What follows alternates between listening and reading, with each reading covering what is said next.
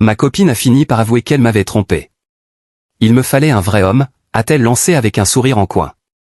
Mes amis ont pris son parti. Moi, j'ai juste souri, j'ai pris mes clés et je suis parti ce matin-là. Mon téléphone s'est mis à exploser avec 32 appels manqués. Avec du recul, j'aurais dû m'en douter. Les signes étaient là, éparpillés comme des miettes de pain tout au long des derniers mois de notre relation. Mais quand on est avec quelqu'un depuis 3 ans, on a tendance à lui accorder le bénéfice du doute. C'est ce que je ne cessais de me répéter. Tout avait commencé par de petites choses. Allison travaillait tard plus souvent, ce qui n'était pas inhabituel pendant les périodes chargées. Mais ensuite, il y a eu ce nouveau parfum que je ne reconnaissais pas, des vêtements que je n'avais jamais vus qui apparaissaient dans notre placard, et son téléphone devenu soudain un objet sacré, toujours à portée de main. Je ne suis pas du genre jaloux, je ne l'ai jamais été, mais quelque chose sonnait faux. La manière dont elle se dérobait quand j'essayais de la prendre dans mes bras pendant qu'elle envoyait des messages, la façon dont elle sortait pour répondre à des appels soi-disant professionnels, les soirées entre filles de plus en plus fréquentes, avec des gens dont je n'avais jamais entendu parler, tout cela me mettait mal à l'aise. Mardi dernier, je pliais le linge quand son téléphone s'est allumé sur la table basse. Un aperçu de message est apparu, envoyé par quelqu'un nommé Jay, tu me manques déjà, la nuit dernière était. Le reste était coupé, mais mon estomac s'est retourné. Je ne voulais pas être ce type qui fouille dans le téléphone de sa copine, mais l'univers semblait hurler pour que je me réveille. Quand elle est rentrée ce soir-là, j'ai décidé de ne pas tourner autour du pot. Elle était dans la cuisine, en train de se préparer un smoothie, comme si tout était normal. Le bruit du mixeur remplissait l'appartement pendant que je m'appuyais contre l'encadrement de la porte pour la regarder.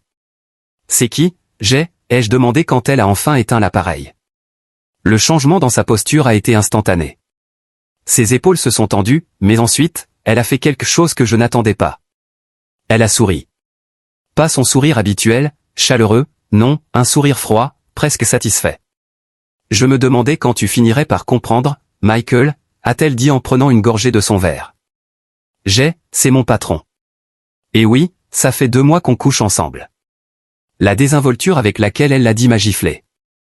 Aucune culpabilité, aucune honte. Juste de la fierté. Il me fallait un vrai homme, a-t-elle continué, son sourire toujours accroché au visage. Quelqu'un qui sait ce qu'il veut et qui agit pour l'obtenir. Pas quelqu'un qui passe ses week-ends à jouer aux jeux vidéo avec Jacob et à regarder des films débiles. Je suis resté figé, à digérer ces mots. 3 ans ensemble, et c'était ainsi qu'elle me voyait réellement. À travers le choc, quelque chose d'autre est monté en moi. Ce n'était pas de la colère. C'était une étrange clarté. Chloé est au courant, ai-je demandé, pensant à notre amie commune, celle qui nous avait présenté. Oh, elle le sait depuis des semaines, a répondu Allison en riant. La plupart de nos amis sont au courant. Ils comprennent que lui, peut m'offrir un avenir. Pas juste des rêves et des excuses. Ces mots-là m'ont frappé plus fort que l'aveu de l'infidélité. Ces personnes avec qui nous avions partagé des anniversaires, des fêtes, des dizaines de dîners, elles avaient toutes vu ça arriver. Et elles n'avaient rien dit. Probablement qu'elles en riaient dans mon dos. J'ai sorti mon téléphone et ouvert notre groupe avec Jacob et Chloé. J'ai tapé, c'est vrai? Vous saviez tous? La réponse de Jacob est arrivée presque aussitôt, frérot, t'es un mec bien, mais Allison mérite quelqu'un de plus établi. Chloé a enchaîné, ne le prends pas mal. On ne voulait pas te blesser. Mais peut-être que c'est le choc dont tu avais besoin. J'ai levé les yeux de mon écran, et Allison me fixait toujours, ce même sourire en coin au visage. Elle attendait que je craque. L'explosion, le drame, la scène qu'elle pourrait raconter plus tard. Le pauvre Michael, immature, qui perd son sang-froid. À la place, j'ai souri. Un vrai sourire, calme, sincère, qui a semblé la désarçonner. Sans un mot, je suis allé dans notre chambre. J'ai pris mon sac de voyage, celui que je gardais toujours prêt pour les week-ends, j'ai attrapé mon ordinateur portable et mes clés. En repassant par la cuisine, Allison me fixait toujours, son sourire commençant à vaciller. « Tu vas où » a-t-elle demandé, d'un ton plus dur. « Je pars » ai-je répondu simplement. « Et Allison, garde l'appart. Je suis sûr que j'ai peut t'aider pour le loyer. » Je l'ai entendu commencer à dire quelque chose alors que je refermais la porte derrière moi, mais je ne me suis pas arrêté pour écouter. Mon téléphone vibrait déjà, sans doute rempli de messages de nos soi-disant amis, essayant de se justifier. En m'éloignant en voiture, j'ai éteint mon téléphone. Et là, j'ai ressenti quelque chose d'inattendu, du soulagement. Parfois, il faut vraiment tout perdre pour réaliser qu'on n'avait jamais rien eu. Je n'avais aucune idée d'où j'allais. Mais pour la première fois depuis des mois, j'avais l'impression d'aller enfin dans la bonne direction. Je ne m'étais jamais attendu à ce que ça prenne une telle ampleur. Beaucoup de choses se sont passées cette dernière semaine, et honnêtement, je suis encore en train de tout digérer. Je loge dans un petit motel à la périphérie de la ville. Ce n'est pas l'endroit le plus glamour, mais c'est propre, et le propriétaire, un homme plus âgé qui s'est présenté sous le nom de Pete, a l'air honnête. Il m'a même retiré 20 $ du tarif hebdomadaire quand il a entendu mon histoire. J'ai rallumé mon téléphone après 2 jours de silence. 32 appels manqués, 47 messages. La plupart venaient d'Alison, quelques-uns de Jacob et Chloé, et d'autres de numéros que je ne reconnaissais pas. Mais ce qui a vraiment attiré mon attention, c'était l'avalanche de notifications sur les réseaux sociaux. Alison avait été occupée, très occupée. Sa story Instagram dessinait un portrait que je ne reconnaissais pas du tout. Selon elle, j'étais un petit ami contrôlant, jaloux, qui surveillait chacun de ses mouvements. Dans ses publications, j'étais un manipulateur émotionnel qui l'avait isolé de ses amis pendant des années, et j'aurais fait une scène violente quand elle avait enfin eu le courage de me tenir tête. Chaque post recevait des centaines de commentaires compatissants, y compris certains venant de personnes que je croyais être mes amis. Le clou du spectacle ? Une vidéo en larmes où elle affirmait que je l'avais abusée financièrement, parce que je lui avais fait partager nos factures à parts égales, pendant que je thésaurisais mon argent. C'était ironique, sachant qu'elle gagnait plus que moi et que c'était elle qui avait insisté pour qu'on fasse 50-50. Puis j'ai reçu un message de Gemma, une collègue que je connais depuis des années. Tu devrais peut-être vérifier tes mails. Y a un truc qui circule au bureau à ton sujet.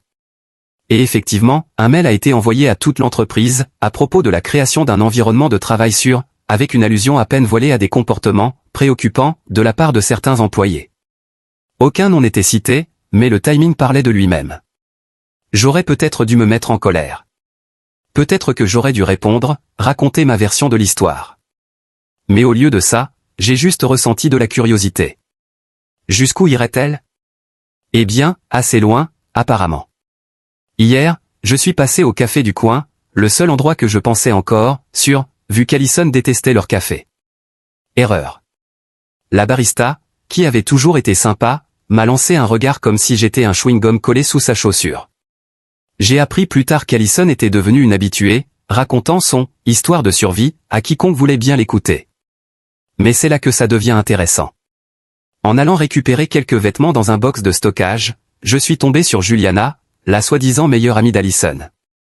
Elle avait l'air nerveuse, regardait autour d'elle comme si elle avait peur qu'on la voie me parler. « Tu dois faire attention », m'a-t-elle soufflé. Je n'ai pas juste son patron. Sa femme, elle est bien connectée. Vraiment bien connectée. Et Alison dit aux gens que tu es instable, dangereux même. « Pourquoi tu me dis ça ?» ai-je demandé. Les yeux de Juliana ont encore balayé les environs. « Parce que ce n'est pas la première fois. Avant toi, il y avait un autre gars, au boulot. Alison et Jay lui ont fait la même chose. Il a fini par quitter la ville. Cette conversation a tout changé. J'ai passé la nuit à fouiller les dossiers légaux, les réseaux sociaux, tout ce que je pouvais trouver. Et il s'avère que ce type avait bien existé. Un certain Marc quelque chose. Il a disparu complètement des réseaux sociaux à peu près au moment où Alison a commencé à travailler pour cette entreprise. Ce matin, j'ai reçu un appel de notre propriétaire. Alison avait essayé de retirer mon nom du bail, en affirmant que j'avais abandonné l'appartement. Quand ça n'a pas marché, elle lui a dit que je la menaçais. Il m'a appelé pour me prévenir. Il s'est avéré que sa sœur avait vécu quelque chose de similaire, des années auparavant. Mais voici le vrai choc. Pendant que tout ça se déroulait, j'ai reçu une demande de message sur Instagram, venant d'un compte inconnu. La photo de profil montrait une femme dans la quarantaine, élégante, portant des bijoux coûteux.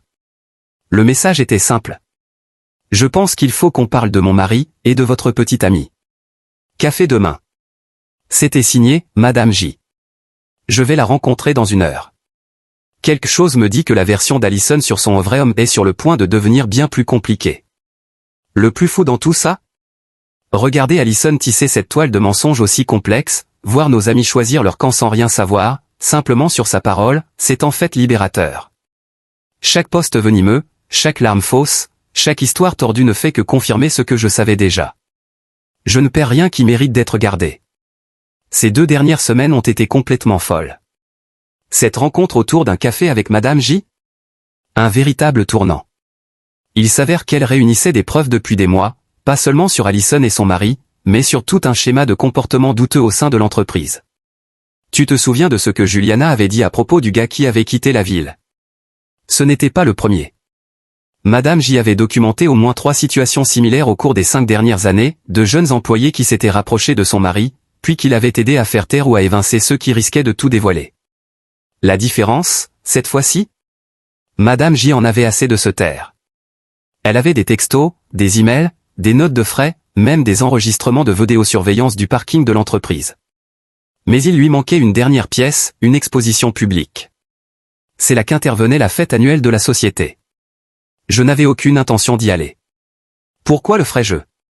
Mais Madame J avait d'autres projets. Parfois, m'a-t-elle dit, la meilleure vengeance, c'est simplement de laisser les gens montrer leur vrai visage. La soirée se tenait dans un hôtel chic en centre-ville. Je suis arrivé en retard, mieux habillé que je ne l'avais jamais été pour ce genre d'événement. Les regards à mon arrivée? Inestimables. Allison a failli lâcher son verre. Le visage de Jay est passé du rouge au blanc si vite que j'ai cru qu'il allait s'évanouir. Mais le plus beau, c'est que je n'ai rien eu à faire. Chloé est venue la première, visiblement éméchée. T'as du culot de venir ici, a-t-elle lancé d'une voix assez forte pour que tout le monde autour entende. Après tout ce que tu as fait subir à Allison. J'ai simplement souri. Tout ce que je lui ai fait subir? Intéressant. Raconte-moi donc. C'est à ce moment que Gemma est intervenue. Tu te souviens d'elle? Ma collègue. Apparemment, elle aussi avait discrètement réuni ses propres preuves, capture d'écran montrant Allison se vantant de sa conquête dans les groupes de discussion internes, enregistrement audio où elle planifiait avec G comment manipuler l'histoire.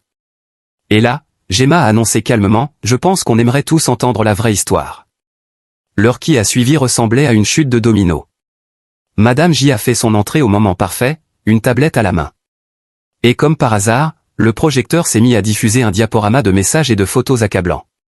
Allison tentait désespérément de garder le contrôle de son récit, mais tout lui échappait. Et puis il y a eu Jacob. Le bon vieux Jacob. Les potes avant les nanas, hein? Sauf quand la nana peut faire avancer ta carrière.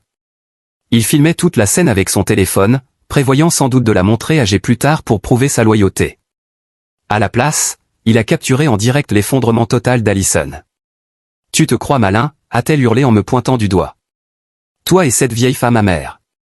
Vous essayez de détruire tout ce que j'ai construit. J'ai même, on va construire une vie ensemble. C'est à ce moment-là que Madame J a sorti la cerise sur le gâteau, les papiers du divorce étaient déjà déposés. Apparemment, G avait promis à Allison le même avenir qu'il avait promis aux autres avant elle. Même scénario, juste une actrice différente. Le meilleur dans tout ça? Je n'ai presque rien dit. Je me suis contenté d'observer, tandis que des années de mensonges et de manipulation s'effondraient sous mes yeux, en temps réel. Juliana, qui était restée silencieuse toute la soirée, a finalement pris la parole. Je l'ai aidée, a-t-elle admis, s'adressant à la salle soudain devenue muette. Je l'ai aidée à détruire la réputation de cet autre gars. Mais je ne peux pas refaire ça. À minuit, la fête était pratiquement finie. Allison était partie en trombe, le mascara coulant sur ses joues. J'ai été enfermé dans son bureau avec les ressources humaines. Quant à ses amis qui avaient été si prompts à croire les histoires d'Allison, ils n'osaient même plus me regarder dans les yeux. En sortant, Madame J m'a attrapé par le bras. Merci, m'a-t-elle dit doucement. Merci d'avoir été celui qui n'a pas fui. Je suis rentré à mon motel, avec un étrange sentiment de paix. Pete, le gérant, était encore debout, en train de regarder la télévision dans son bureau. Il a jeté un coup d'œil à mon visage et a souri. Bonne soirée. On peut dire ça. Ce matin, mon téléphone recommençait à vibrer sans arrêt. Mais cette fois, le ton avait changé, excuses, explications, messages de gens affirmant qu'ils n'avaient jamais vraiment cru aux histoires d'Allison. J'ai même reçu un message de Marc, le gars qui avait quitté la ville. Apparemment, il a suivi toute l'affaire grâce à des contacts en commun. Parfois, le karma n'a pas besoin qu'on l'aide. Il a juste besoin d'un public. C'est ici que tout se termine. Le dernier chapitre de cette saga. Et crois-moi, ça a été tout un voyage. Tu ferais bien de prendre du popcorn pour celui-là. D'abord, les conséquences de la fête de l'entreprise ont été bien plus lourdes que prévu. En moins de 48 heures, Jay et Allison ont été invités à démissionner. Mais ce n'était que le début. Tu te souviens des documents que Madame J avait collectés? Il y en avait encore plus, bien plus. Chaque note de frais falsifiée par Jay pour couvrir ses dîners d'affaires avec Allison. Chaque email dans lequel il complotait contre d'autres employés. Chaque évaluation de performance manipulée. Elle a tout remis au conseil d'administration. L'équipe juridique de l'entreprise a réagi vite. Très vite. Ce n'était pas tant les liaisons qui les inquiétaient, mais le schéma de harcèlement en milieu de travail et les malversations financières. Aujourd'hui, Jay et Allison font tous les deux face à des poursuites civiles. Mais là où ça devient vraiment intéressant, c'est quand Mark, tu te souviens, le gars qui avait quitté la ville est revenu. Et il n'est pas revenu les mains vides. Il avait gardé des preuves, aussi bien numériques que papier. Il avait documenté tout ce qu'Allison et Jay lui avaient fait subir, y compris la campagne de dénigrement lancée contre lui. À l'époque, il ne savait juste pas quoi en faire. Madame J l'a mis en contact avec son avocat. 3 jours plus tard, il déposait plainte à son tour. Et puis, quelque chose de magnifique s'est produit. D'anciens employés ont commencé à se manifester. Chacun avec sa propre histoire. Ses propres preuves. Ce qui avait commencé comme un simple scandale s'est transformé en avalanche. Allison a tenté de reprendre le contrôle. Elle a posté une vidéo en larmes, prétendant être la vraie victime, manipulée par Jay et maintenant persécutée. C'est là que Juliana a enfin trouvé du courage. Elle a publié les captures d'écran de leur conversation privée, celle où Allison se vantait de ses conquêtes et planifiait comment détruire la réputation de certaines personnes, celle où elle se moquait ouvertement de ses victimes. La semaine dernière, Allison s'est pointée à mon motel. Pete, le propriétaire, m'a appelé au travail, la fille dont tu m'as parlé, elle fait un scandale sur le parking. J'ai pris mon temps pour rentrer. Je l'ai trouvée assise sur le capot de ma voiture, le mascara coulant sur ses joues, serrant une grande enveloppe brune. J'ai des dossiers sur tout le monde, m'a-t-elle dit, tentant de paraître menaçante malgré sa voix tremblante. Si tu ne m'aides pas à arrêter tout ça, je publierai tout. J'ai simplement ri. Vas-y, brûle tous les ponts qui te restent. On verra ce que ça donne. Elle m'a lancé l'enveloppe. À l'intérieur, des photos, des captures d'écran, des messages privés et une véritable réserve de munitions qu'elle avait accumulée au fil des années en manipulant les gens. Sa police d'assurance. J'ai pris des photos de chaque page, sous son regard furieux, puis je lui ai rendu l'enveloppe. Publie ce que tu veux. Mais d'abord, regarde bien où tes plans t'ont mené jusqu'ici. Le problème avec des personnes comme Allison, c'est qu'elles ne supportent pas que leurs armes soient retournées contre elles. Elle a déchiré l'enveloppe, là, sur le parking, en hurlant qu'on allait tous le regretter. Cette crise. Quelqu'un l'a filmée. Elle était partout sur les réseaux sociaux en quelques heures. Le coup de grâce est arrivé hier. Le divorce de Madame J a été finalisé. Et devine quoi? Elle a tout obtenu. La maison. Les voitures. La majorité de leurs biens. Même le parachute doré que Jay devait recevoir de l'entreprise est parti dans les frais juridiques. Sa réputation? Démolie. Ses perspectives de carrière? Disons que Google ne lui rend pas service. Quant à Allison, la dernière nouvelle que j'ai eue, c'est qu'elle allait retourner vivre chez ses parents, dans un autre état. Ses réseaux sociaux sont devenus silencieux. Les amis qui l'avaient soutenu? Ils doivent maintenant faire face aux conséquences de leur choix. Il s'avère que parier sur le mauvais cheval a un prix. Hier, Jacob a essayé de s'excuser. Il m'a envoyé un long message sur le fait qu'il aurait dû être un meilleur ami. J'ai juste répondu avec une capture d'écran de ses anciens messages où il soutenait Allison. Il m'a bloqué. Lâche. Chloé, elle aussi, essaie de limiter les dégâts. Elle a peur que les captures d'écran qu'Allison avait gardées puissent nuire à sa propre carrière. J'éprouverais presque de la peine pour elle, presque. Moi? Je viens de signer le bail pour un nouvel appartement. J'ai obtenu une promotion au travail. C'est fou comme tout s'améliore quand on élimine les personnes toxiques de sa vie. Et oui, je vois quelqu'un en ce moment. Tranquillement. Je prends le temps. Je fais les choses bien. La meilleure revanche, ce n'est pas de comploter ni de manipuler. C'est de bien vivre, et de laisser les autres se détruire eux-mêmes. Mais je ne vais pas mentir, regarder tout ça s'effondrer a été plutôt satisfaisant. Ceci sera ma dernière mise à jour. Merci d'avoir suivi ce voyage, Reddit. Et souvenez-vous, le karma n'a pas besoin de votre aide. Parfois, il suffit de prendre du recul et de laisser les gens révéler leur vraie nature.